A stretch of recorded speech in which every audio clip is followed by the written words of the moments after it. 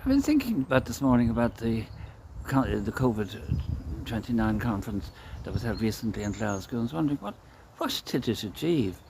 Was it just a talking shop? Um, a lot of talking at taxpayers' expense, but again, what did it actually achieve? Seeing that China is burning fossil fuels and Bolsonaro was burning down the forests in Brazil. And there again, I was just wondering whether something I listened to on the radio this morning about some farms here in Ireland that are adopting green policies, taking, well, I can't say advantage, but using time during the lockdown to get their minds working on various things, and feel that this could be a way. Let it come from the people up, not from these political parties and political leaders whose main eye, to be honest, is been re-elected. Like, for example, here in Ireland, we have Citizens' Assembly. Now, I'll have to look into that and I'll come back to it in another video. But we had in recent times two referenda which were controversial in their time, covering controversial events. One was same-sex marriage, which we as the people of Ireland demanded we have, and the second one, which was more difficult, related to abortion.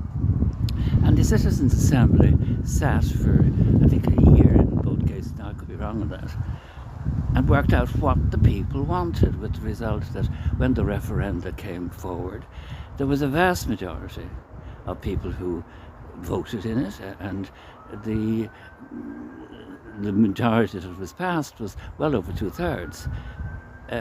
And that was led from the people up.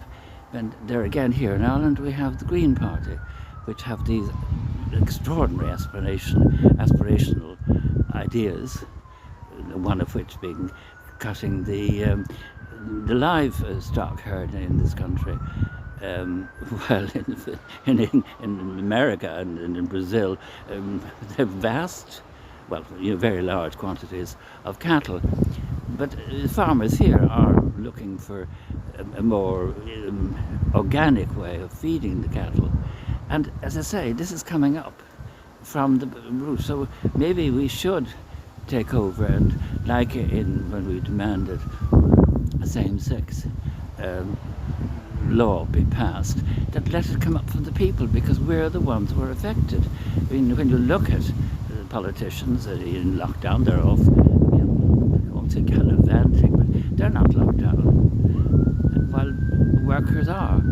So, I feel that, maybe that, I'm mumbling, because my mind is working, I'm trying to catch up with it. But maybe other countries could follow our example. So as I say, I'll come back to the Citizens' Assembly. It's power coming up from the people, and it's real democracy. We have nothing, our aspirations are for ourselves and for future generations, not to be re-elected or becoming very powerful leaders. Okay, that's my thought for today. Bye-bye.